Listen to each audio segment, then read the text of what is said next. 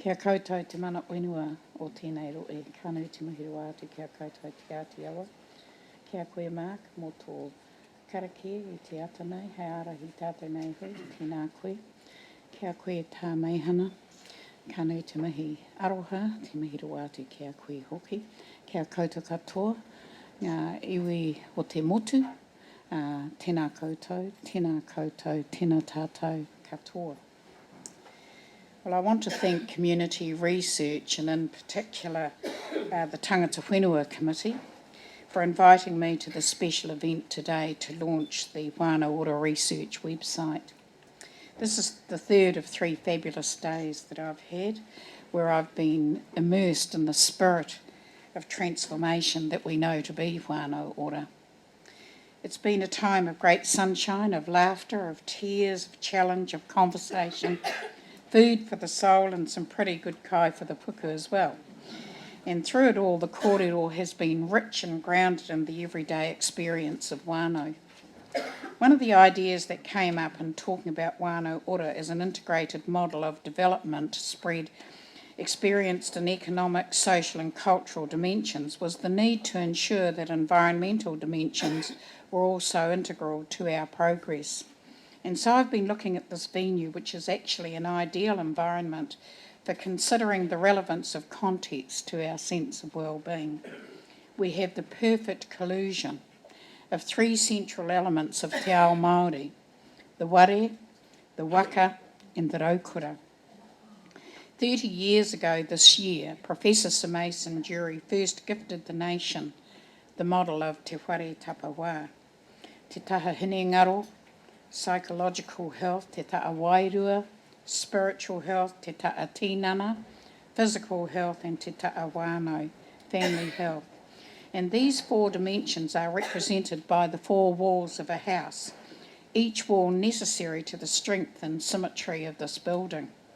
With the waka, I've been thinking of ngā waka o kāinga tapu, a conceptual framework for addressing family violence in 7 Pacific communities, informed by and aligned with 7 ethnic-specific conceptual frameworks. And when I think of te raukura, I think of the interpretation tu whakairiro Ora Williams shared with the health sector that te raukura means the feather or plume, traditionally worn by people of rank and mana. People of rank and mana reflect leadership, hope, aspiration, and the achievement of a common vision for all. Te raukura also symbolises pride and inner strength. And in this instance, when we are in this building, te raukura connects us to te maunga titohea taranaki and te parihaka through te whiti me tō ukākahi. All of these 3 concepts combine to make an ideal environment of change, a framework for the future driven by our world views. Each of us could share our own unique stories of what the ware, the waka and the raukura mean to us. We would have tribal interpretations, ancestral histories that arise every time these symbols are highlighted in our lives. These stories will have their origins in te moana nui a kiwa, as much as in Aotearoa, and they will tell us of a common and shared history and of a specialised distinctive histories known to our own. We will have experiences of collective effort, the bringing together of expertise across the community to carve the waka and to build the house. These symbols connect us to a time when our navigational talents were tested to the fore, when we were guided by the constellations of the stars, when our planting and our harvesting was determined by our ability to read our environment. In those days, we weren't risk-averse. We took risks, guided by our faith, our belief in ourselves. And guess what? We landed on firm shores, and we are still here, surviving and thriving. This is what today is about, the stories that are the springboards for our success. How do we as agencies, providers, researchers give voice to these experiences and build on the strengths, resources and skills that we develop along the way? This form of collaboration is important to me. It is what Whānau Ora is all about, agencies, providers, researchers, communities, and the whānau also coming together to advance their own aspirations, their own values and cultural contexts, their own ways of doing and being. It is about working with whānau to enable them to be self-determining. Whānau Ora must place whānau at the centre, ensuring that they can make the best informed decisions and lead their own journey in the way that they best determine for themselves. Now, sometimes that's not easy to allow to happen, but that is the way that it has to happen. Because this is not about funding streams, it's not about structures, but it is about our survival on our terms. It is about real outcomes that are being driven by our whānau. I want to acknowledge the Whānau Ora Task Force, Professor Sir Mason Jury, Rob Cooper, Susan Snively, Di Grinnell and Nancy Tuaine. The vision in the 2010 report set a strong foundation for Whānau Ora to be driven by whānau outcomes. And I want to refresh our memories with a statement the task force made in the foreword that launched that report. And that statement was, if there is a single conclusion in our deliberations, it is that the potential within whānau has never been greater, and unleashing that potential will not only bring benefits to Māori, but will add greatly to the nation and to the prospects of future generations. I believe that. One of the most exciting elements in the last few days has been hearing the statement over and over again that whānau are a source of strength for the New Zealand economy. Merepeka Raukawa Tate made a statement that resonated with me. In one of her kōrero with whānau, she told them that they were absolutely important to the future of our nation. And one of the women replied, me? I'm on a benefit. How can that be? And Merepeka's answer was, we are focused on potential. This is about investing in our nationhood, and your contribution is equally as important as mine is. And she talked about the lights coming on in the eyes of that whānau as she spoke to them.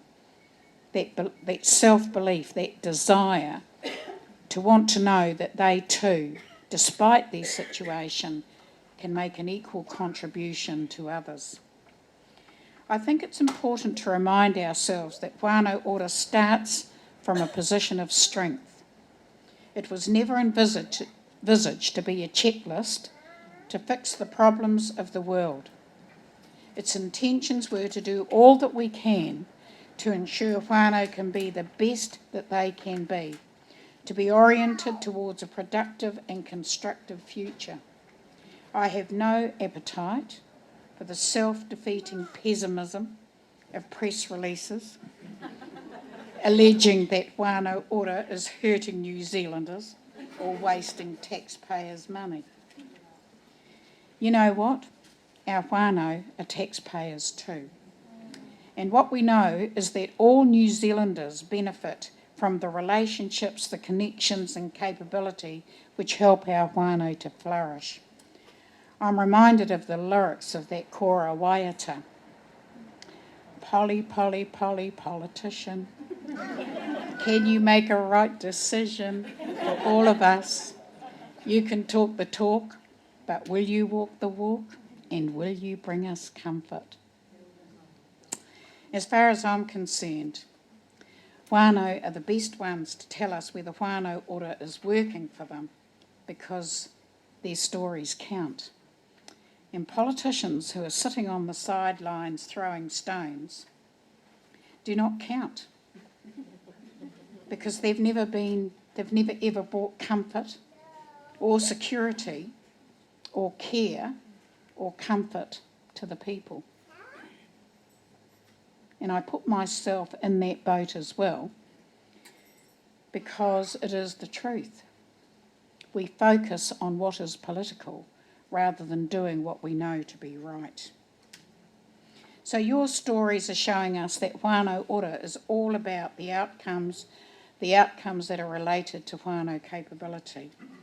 Whānau becoming self-managing, living healthy lifestyles, participating fully in society, confidently participating in te ao Māori, becoming financially secure and successfully involved in wealth creation. They're cohesive, resilient, and they're nurturing. And that's actually the majority of us. Sometimes, when we hear the stories in the media, we think that most of us are like that, how the media portrays us. But in actual fact, most of us are exactly as I have described. And I want to acknowledge all of you here today as members of the research community for remaining committed and focused on promoting the Whānau Ora approach. I also want to thank once more Professor Sir Mason Dury for remaining vigilant in his roles and reminding us that measurement is not just about counting interventions or service changes. We need to be constantly asking ourselves whether the changes have made a difference for whānau and whether as a result of their planning we have families who are equipped with a wide range of capabilities necessary to sustain and stimulate Māori and Pasifika communities into the future. But it is more than just about plans. We heard what Tūmanaka Wereta said about planning when he described how they have made all their millions of dollars, and I wasn't too sure about what the plan was because of the three kaumātua who were leading the way. But there was a plan, but it was inside their heads. So it is about having faith, actually, having that self-belief and knowing that we can and having the courage to act. And as many of the action researchers working with providers in whānau are here today, I do commend you on your ability to share technical and best practice support with each other, because this gives whānau the opportunity to talk about their experiences in a safe way, sharing their strengths, their dreams and their achievements. And may I say that you have to share, what you have to share is tremendously important. Early findings paint a positive picture of whānau-led developments and most importantly, whānau outcomes. But it is still early days and there is much work which is required to broaden and deepen the evidence base in support of Whānau Ora. And we mustn't be fazed by the disproportionate scrutiny that certain sectors want to treat Whānau Ora to. We've been under the microscope before, and no doubt we will be again. But we have to know that everything that we are doing is right. That's the important thing. Deep change processes actually do take time, and there are ups and downs for every whānau. Whānau stories are often moving and exciting, and it is important that the sharing of these stories doesn't open up whānau to public scrutiny and criticism, as we have seen. I believe it is incumbent upon both politicians and the media alike to use their power of persuasion responsibly. A breaking news story may be great for the political ego, but what are the impacts upon the whānau affiliated to the person who has been put under the spotlight? A big challenge for you as researchers is communicating the good stories of whānau change without breaching the privacy of the whānau concerned. A very real fear of whānau out there is that the damage that the political clobbering machine can do to these whānau, whose greatest crime is trying to make a difference in their lives. In my maiden speech to Parliament, I said, if Māori is seen as the problem, then we know that we are also the solution. I believe that. I believe that as I do today, as I did yesterday, that we can and we will create our own future, filled with the promise of our ancestors that they left for us. No program, no service fixes whānau, but whānau can be supported and facilitated to be the very best that they can be and to be future focused. I have no hesitation in saying that I'm pleased with the progress that various Whānau Ora provider collectives are making in transforming their services from a focus on individuals to the collective aspirations of whānau, and the approach of using navigators to support whānau as a group to set goals and to plan ways to get the help that they need to achieve those goals has been innovative in many cases and quite exciting. And it's also great to know that as whānau grow, plan and act, that there is a sense of being future focused. A recent and exciting development is a project that collected data from a number of Whānau Ora providers. The data reveals concrete evidence of positive whānau transformation. And this data from the Whānau Ora providers shows that the participating whānau had high levels of satisfaction with the support that they received. And the research concludes that whānau planning is an effective mechanism for engaging whānau and strengthening their capacity, and that their aspirations are interrelated. But there are often complex and multi-dimensional barriers to achieving those aspirations. It is as if we've come a full circle, from setting the kaupapa of Whānau Ora to researchers working alongside providers and whānau to give feedback on progress. We now need to use this rich information from whānau to guide the approach even wider. So just as it is important to capture and research whānau experiences in an appropriate way, access to their stories, tools, resources and information is equally as important. And that's why I'm delighted to be able to launch the Whānau Ora Research website. As community researchers, you have established a well-used website and networks with providers and with families. And this provides the perfect platform to develop and manage tools, methodologies and good practices for whānau-centred research. The website will enable the full range of Whānau Ora stakeholders to access best practice examples, stories and experiences about how to recognise, facilitate and lead whānau in a safe environment that allows growth, development and healing. I hope that researchers will use this website to share information, plans, toolkits, resources, reports and lessons learned. And as the action researchers working alongside providers and whānau begin reporting on the outcomes, the website will be a good place to share, discuss and debate those findings. But what I'm most excited about is the opportunities for whānau to share their experiences if they wish to do so. So finally, I'd like to commend and launch the Whānau Ora Research website and wish the guardians of this website, community research, all the best in leading this exciting phase of Whānau Ora. And I'm confident that through working together, the voices of whānau will be heard and that this will lead to a better future for our families. It will indeed create and shape our new future, our new dawn. Puao te atatu. Tēnā koutou.